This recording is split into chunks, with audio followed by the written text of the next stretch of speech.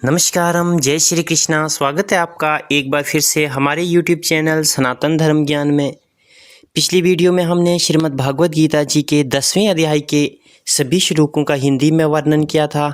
आज की इस वीडियो में हम श्रीमद् भागवत गीता जी के 11वें अध्याय के सभी श्लोकों का हिंदी में वर्णन करेंगे।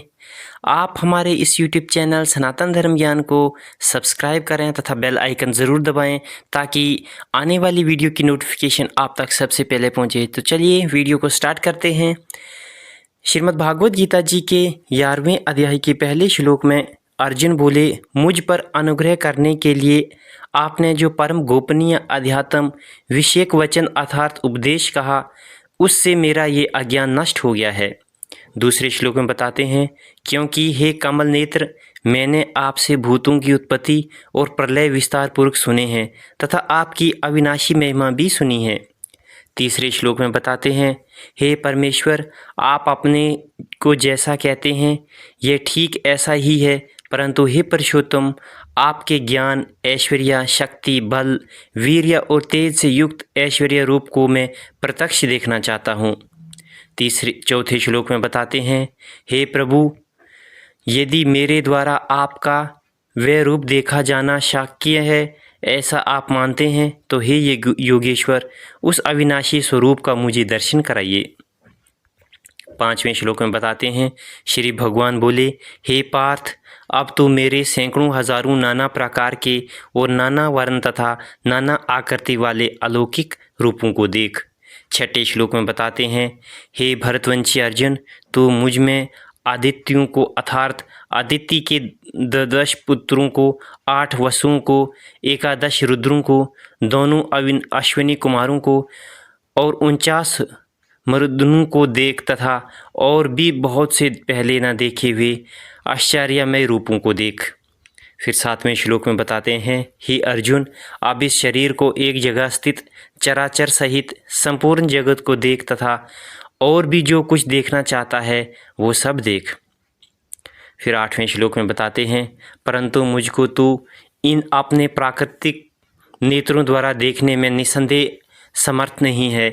इसी से मैं तुझे दिव्य अर्थात अलौकिक चक्षु देता हूँ, इससे तू मेरे ईश्वरीय योग शक्ति को देख।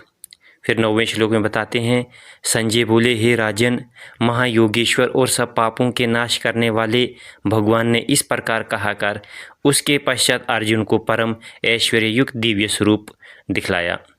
फिर 10वें और 11वें श्लोक में बताते हैं, अनेक मुख और नेत्र से युक्त, अनेक अशुद्धित दर्शनों वाले, बहुत से दिव्य भूषणों से युक्त और बहुत से दिव्य शास्त्रों को धारण किए हुए और दिव्य गंध का सारे शरीर में लेप किए हुए, सब प्रकार के आश्चर्यों से युक्त, सीमा रहित और सब ओर से मुख किए हुए विराट स्वरूप परम देव परमेश्वर को अर्जुन ने देखा।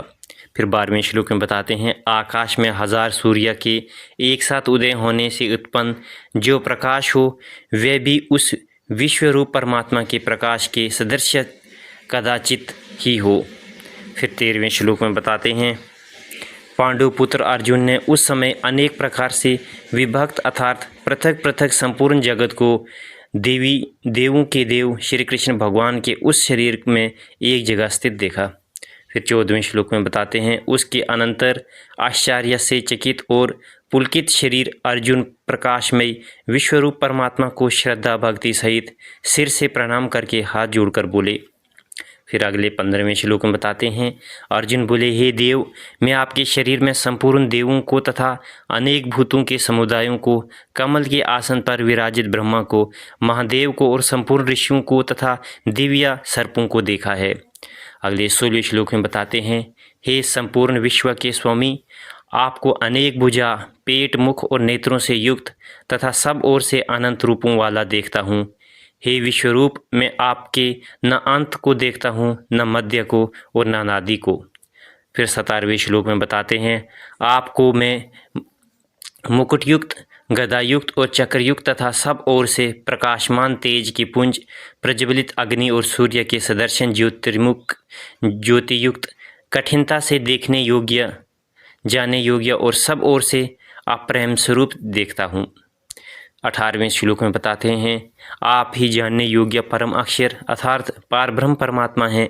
आप ही इस जगत के परम आश्रय हैं। आप ही अनादि और धर्म के रक्षक हैं और आप ही अविनाशी सनातन पुरुष हैं, ऐसा मेरा मत है। 19वें श्लोक में बताते हैं, आपको आदि अंत और मध्य से रहित, अनंत सामर्थ्य से युक्त, अनंत भुजा वाले, चंद्र सूर्य रूप नेत्रों वाले, प्रज्वलित अग्नि रूप मुख वाले और अपने तेज से इस जगत के संतृप्त करते हुए देखता हूँ। 20वें श्लोक में बताते हैं, हे महात्मन, यह स्वर्ग और पृथ्वी के बीच का संपूर्ण आकाश तथा सब दिशाएं एक आपसे ही परिपूर्ण है तथा आपके इस अलौकिक और भयंकर रूप को देखकर तीनों लोग अतिव्यथा को प्राप्त हो रहे हैं।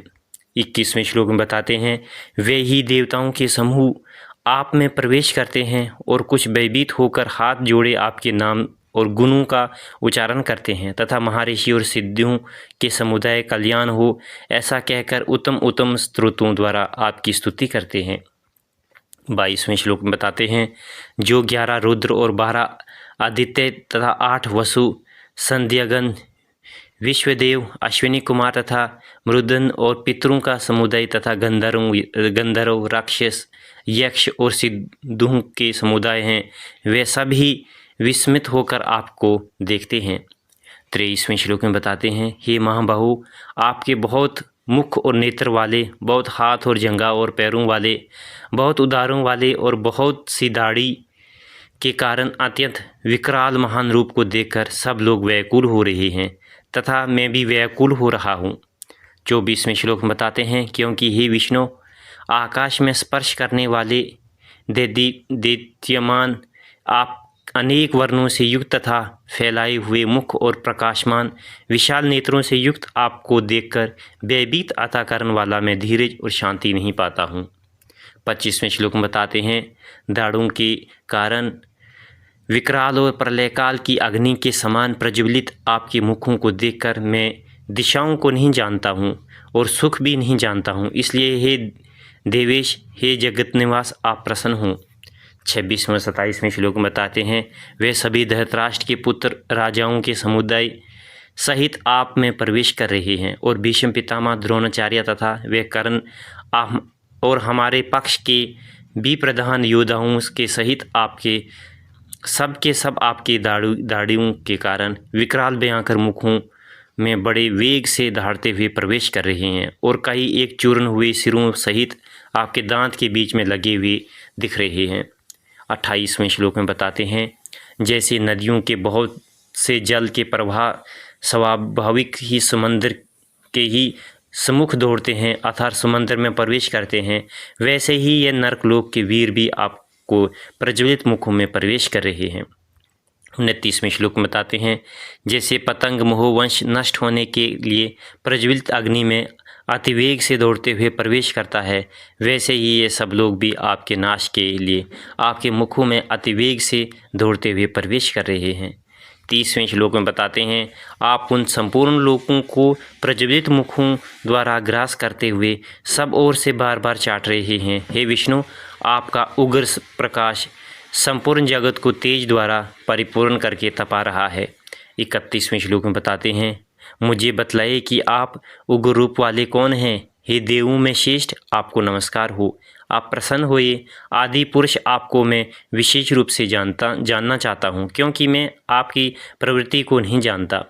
फिर 32वें श्लोक में बताते हैं, हे श्री भगवान बोले, मैं लोगों का नाश करने वाला बड़ा हुआ महाकाल हूँ।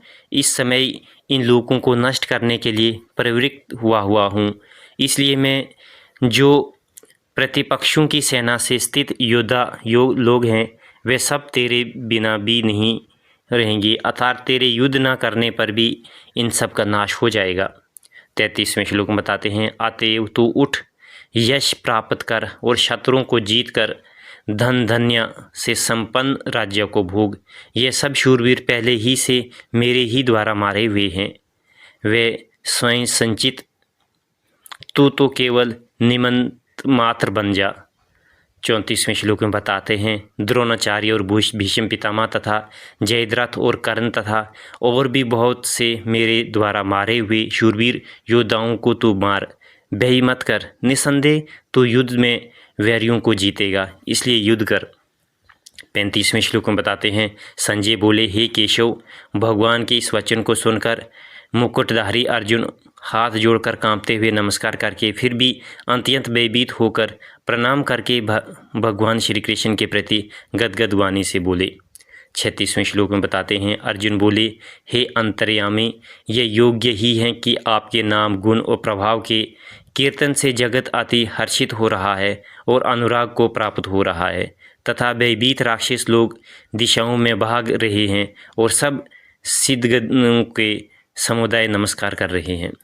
फिर 37वें श्लोक में बताते हैं, हे महात्मन, ब्रह्मा के भी अधिकर्ता और सबसे बड़े आपके लिए वे कैसे नमस्कार न करें, क्योंकि हे अनंत, हे देवेश, हे जगत निवास, जो सत असत और उनसे परे अक्षर अर्थात सच्चिदानंद ब्रह्मा है, वे आप ही हैं। फिर 38वें श्लोक में बताते हैं, आप आदिदेव और सनातन पुरुष हैं, आप इन जगत के परम आश्रय और जानने वाले तथा जानने योग्य और परम धाम हैं। हे अनंत रूप, आपसे ये सब जगत व्यर्थ अर्थात परिपूर्ण है। फिर अगले 39वें श्लोक में बताते हैं, आप वायु, यमराज, अग्नि, वरुण, चंद्रमा, प्रजा के स्वामी ब्रह्मा और ब्रह्मा के भी पिता हैं। आपके लिए हजारों बार नमस्कार, नमस्कार हो, आपके लिए फिर भी बार बार नमस्कार, नमस्कार। 40वें श्लोक में बताते हैं, हे अनंत सामर्थ्य वाले, आपके लिए आगे से और पीछे से भी नमस्कार है। हे सर्वोत्तम, आपके लिए सब ओर से ही नमस्कार है, क्योंकि अनंत पराक्रमशाली आप समस्त संसार को व्याप्त किए हुए हैं, इसे आप ही स्वरूप हैं। फिर 41 और 42वें श्लोक में बताते हैं, आपके इस प्रभाव को न जानते हुए आप मेरे सखा हैं, ऐसा मानकर मेरे प्रेम से अथवा प्रमाद से भी मैंने हे श्री कृष्ण, हे यादव, हे सखे, इस प्रकार जो कुछ बिना सोचे समझे हटता हुआ कहा है। और ये अच्युत, आप जो मेरे द्वारा विनोद के लिए वे विहार, शय्या, आसन और भोजन आदि में अकेले अथवा उन सखाओं के सामने भी अपमानित किए गए हैं, ये सब अपराध अप्रमेय ये स्वरूप अर्थात अचित्य प्रभाव वाले आपसे मैं क्षमा करवाता हूँ। फिर 43वें श्लोक में बताते हैं, आप इस चराचर जगत के पिता और सबसे बड़े गुरु एवं अति पूजनीय हैं। हे अनुपम प्रभाव वाले, तीनों लोकों में आपके समान भी दूसरा कोई नहीं है, फिर अधिक तो कैसे हो सकता है। 45वें श्लोक में बताते हैं, आतेव हे प्रभु, मैं शरीर को भली भांति चरणों में निवेदित कर प्रणाम करके स्तुति करने योग्य आप ईश्वर को प्रसन्न होने के लिए प्रार्थना करता हूँ। हे देव, पिता जैसे पुत्र के, सखा जैसे सखा के और पति जैसे प्रियतम पत्नी के अपराध सहन करते हैं, वैसे ही आप भी मेरे अपराध को सहन करने योग्य हैं। 45वें श्लोक में बताते हैं, मैं पहले ना देखे हुए आपके इस आश्चर्यमय रूप को देखकर हर्षित हो रहा हूँ और मेरा मन भय से अति व्याकुल भी हो रहा है, इसलिए आप उस अपने चतुर्भुज विष्णु रूप को ही मुझे दिखलाइए। हे देवेश, हे जगत निवास, प्रसन्न हो जाइए। फिर 46वें श्लोक में बताते हैं, मैं वैसे ही आपके मुकुट धारण किए हुए तथा गदा के चक्र हाथ में लिए हुए देखना चाहता हूँ, इसलिए हे विश्व स्वरूप, हे शास्त्र बहु, आप उसी चतुर्भुज रूप से प्रकट होइए। 47वें श्लोक में बताते हैं, श्री भगवान बोले, हे अर्जुन, अनुग्रह पूर्वक मैंने अपने योग शक्ति के प्रभाव से ये मेरे परम तेजोमय सबका यद आदि और सीमा रहित विराट रूप तुझको दिखाया है, जिसे तेरे अतिरिक्त दूसरे किसी ने पहले नहीं देखा था। 48वें श्लोक में बताते हैं, हे अर्जुन, मनुष्य लोक में इस प्रकार विश्व रूप वाला मैं न वेद और यज्ञों का अध्ययन से, न दान से, न क्रियाओं से और न उग्र तपों से ही तेरे अतिरिक्त दूसरे द्वारा देखा जा सकता हूँ। 49वें श्लोक में बताते हैं, मेरे इस प्रकार के इस विकराल रूप को देखकर तुझको व्याकुलता नहीं होनी चाहिए और मूढ़ भाव भी नहीं होना चाहिए।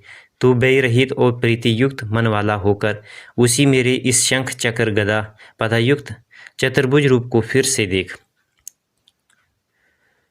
50वें श्लोक में बताते हैं, संजय बोले, वासुदेव, भगवान ने अर्जुन के प्रति इस प्रकार कहकर फिर वैसे ही अपने चतुर्भुज रूप को दिखाया और फिर महात्मा श्री कृष्ण ने सौम्य मूर्ति होकर इस भयभीत अर्जुन को धीरज दिया। 51वें श्लोक में बताते हैं, अर्जुन बोले, हे जनार्दन, आपके इस अति शांत मनुष्य रूप को देखकर मैं भी स्थिरचित हो गया हूँ और अपनी स्वाभाविक स्थिति को प्राप्त हो गया हूँ। फिर 52वें श्लोक में बताते हैं, श्री भगवान बोले, मेरा जो चतुर्भुज रूप तूने देखा है वह सुदर्शित है, अर्थात इसके दर्शन बड़े ही दुर्लभ है। देवता भी सदा इस रूप के दर्शन की आकांक्षा करते रहते हैं।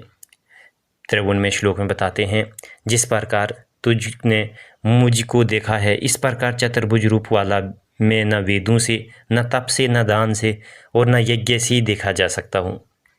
54वें श्लोक में बताते हैं, परंतु हे परम तप अर्जुन, अन्याय भक्ति के द्वारा इस प्रकार चतुर्भुज रूप वाला मैं प्रत्यक्ष देखने के लिए, तत्व से जानने के लिए तथा प्रवेश के लिए अर्थात एक ही भाव से प्राप्त होने के लिए भी मैं शक्य हूँ। 55वें श्लोक में बताते हैं, हे अर्जुन, जो पुरुष केवल मेरे ही लिए संपूर्ण कर्तव्य कर्मों को न करने वाला, मेरा परायण है, मेरा भक्त है, आसक्ति रहित है और संपूर्ण भूत प्राणियों में वैरभाव से रहित है, वे अन्य भक्ति युक्त पुरुष मुझको ही प्राप्त होते हैं। ये थे श्रीमद् भागवत गीता जी के 11वें अध्याय के सभी श्लोकों का हिंदी में वर्णन।